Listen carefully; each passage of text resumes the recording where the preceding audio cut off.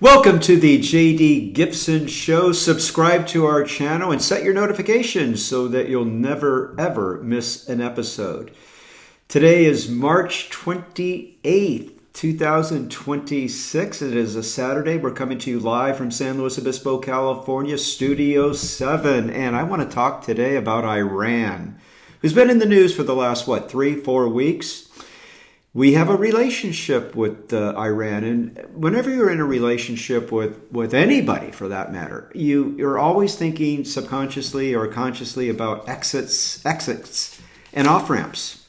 So generally speaking, when people get into new relationships, they're consciously or subconsciously, like I mentioned, are formulating strategies for exiting or finding an off ramp. For example, if you're a woman in a new relationship, and the guy does not make a marriage proposal, let's say within 9 months or a year, you're out of there. I have a friend, in fact, she told me. She gives them 12 months, put a ring on her finger, doesn't happen, she's gone. So she knows, they know what the expectations are. I think everybody does it to some degree, or most people do when they go into a relationship. If you're a guy and you're thinking this relationship is short term, you're coming in and you have your exits and your strategies and your off-ramps for getting out. You might say it's, you're pivoting off the relationship because it's too much of a strain for your career or your job, or you're wanting to get back to the East Coast. Whatever the case may be, in the back of your mind, if it's short term, you have to have an exit ramp to get off.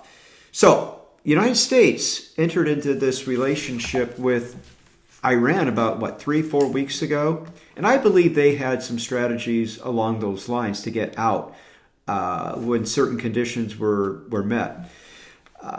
So how did it all happen? It happened, back in January when the people of Iran were protesting on the streets against their regime. But 30,000 citizens were killed. Protesters were killed on the streets. The hope was, when the United States got into this war, that they would rise up once we got involved and take control of their government, seize the regime and take control of their government. Hasn't happened. 30,000 reasons why it hasn't happened, because 30,000 people were killed in January when they were protesting. We have been able to eliminate the 12 leaders of the government of Iran. And yet this still hasn't happened. We haven't seen any protests on the streets. As I mentioned, there's 30,000 reasons why that has not taken place. And I don't think they're going to be out on the streets until they feel comfortable and safe that they're not going to be killed. In fact, there's been several outspoken citizens, some have been athletes that have been killed during this war, publicly hung. And then, of course, the Iranian women's soccer team in Australia were given asylum by the Australian government. And the Iranian government threatened many of them that if they didn't return, they were going to kill their families.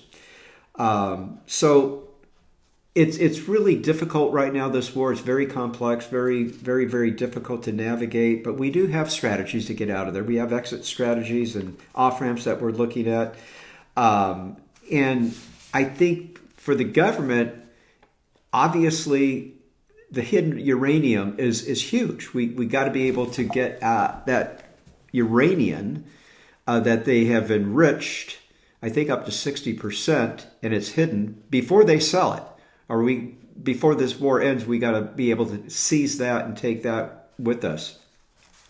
And the other thing is, I do believe Iran must agree to not just monthly inspections. I'd make it like every 3 weeks to make sure they're not mining in their mountains for more uranium.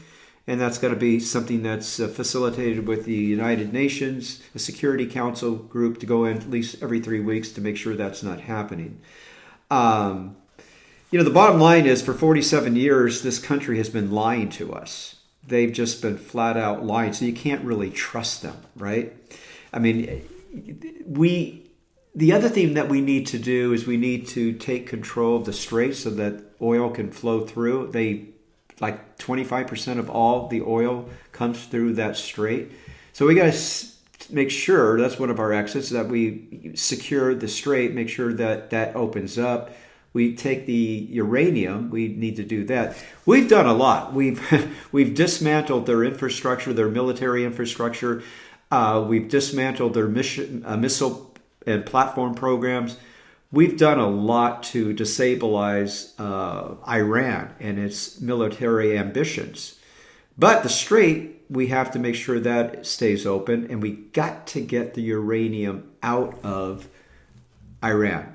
Those are our two off-ramps. Take care of those two things. The one thing that we can't do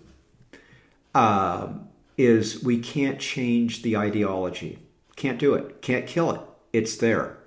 And it's interesting that the Saudi Arabia does not want us to leave. They want us to take out and finish Iran completely, which ultimately means destroying the ideology, but you can't do it. The UAE, the Emirates, wants us not to leave. Qatar, Oman, the Kuwait, these are all their neighbors. They don't want us to leave. They know how strong this ideology is in Iran, and they don't want us to leave. In fact, the UAE has been targeted 1,400 times. They've been hit by their neighbor. That's incredible. Emirates has been targeted 1,400 times, more so than Israel. I find that really fascinating. So our allies, our greatest allies now are there, the neighbors of Iran. And they know about this ideology. They know how, strong it is, the stronghold it has on their people.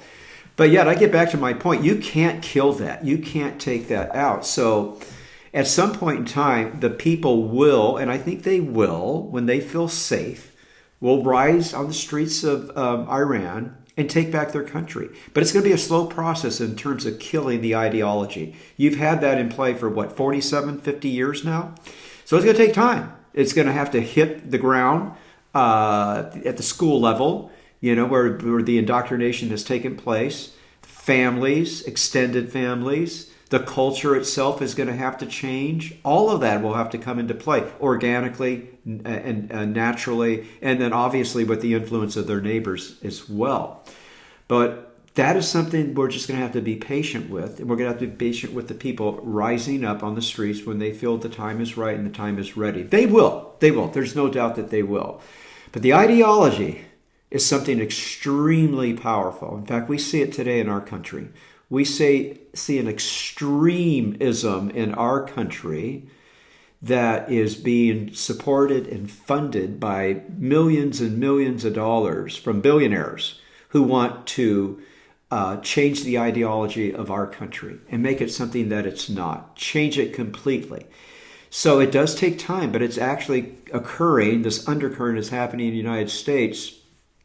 So it's something that is hard to take out. It's hard to kill, and that's what's going on in Iran. But I believe if we get hold of the strait, control that, open it up so we have free flow of oil, and we are able to take the uranium, the enriched uranium that they have right now that is hidden before they sell it again. We do those two things. Those are our exit strategies. Our off-ramps for getting out of this war. And I think it will happen, like Marco Rubio said, probably within the next 2 to 3 weeks. Anyway, those are my thoughts on what's going on in Iran. Have yourself a tremendous weekend. It's been great weather here in California, and I hope things are going well in your life. We'll see you again. Don't forget, subscribe to our channel and set your notifications so you never miss another episode. Have a terrific day. Take care of yourself and take care of each other.